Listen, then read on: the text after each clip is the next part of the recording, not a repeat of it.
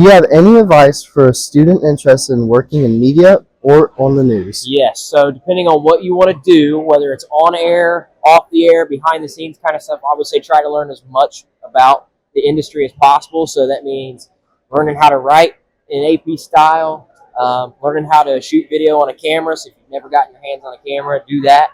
Learn kind of the tricks of the trade. Learn how to edit. We have editing software. All of our phones have stuff on there like that. People do that these days. Make sure you know how to edit, and then do things like this, right?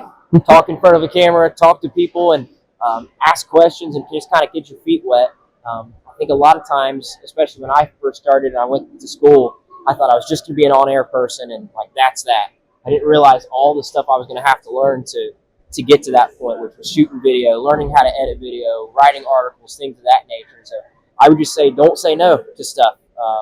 Learn as many tools as possible, because that makes you more marketable and helps you land a job. How did you get the idea to start Fired Up Friday? So Fired Up Friday started 2 years ago. It was in the summer of 2022.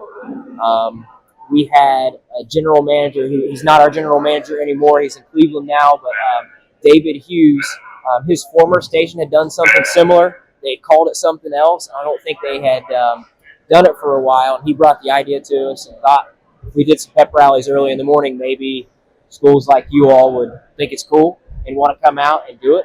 And so we just started cold calling schools, seeing if they would be up for the challenge of waking up early and doing it, and just kind of took it from there. So it wasn't my idea as much as I would like to take credit for it. It's our former GM, and he just kind of pitched it to us, and it's kind of evolved ever since then. So that's kind of how it started. What does a typical workday consist of for you? Typical work day for me depends on the time of year. So like during football season right now, like this kind of day is totally not typical for me. This is just on Fridays what I do. So a day like today is I get here 5 o'clock, do things like this, talk to you guys. We'll do the pep rally at 6. We'll leave here at 7:30, and then I'll go back. I'll edit my recap, which will have all the video and interviews from today. That airs at noon. Usually I take a 2-3 hour nap, and then I go shoot high school football games at 7 o'clock. When that's over with, I edit that. But by that point, it's 10:30, 11 o'clock at night, and that's my day. That's my typical Friday during football season. When it's not football season, I am a multimedia journalist or reporter.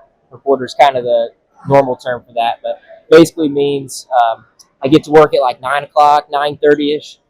We have a morning story meeting where we pitch story ideas, so I'll look for things that are happening in the community that are newsworthy, go in and pitch that idea, and then from 9:40 until about 4 o'clock, I have to set up interviews, go shoot the interviews, come back, edit it all together for what will basically amount to a 1.5 minute long story that might air at 5 or 6 o'clock. That's my typical day when it's not football season.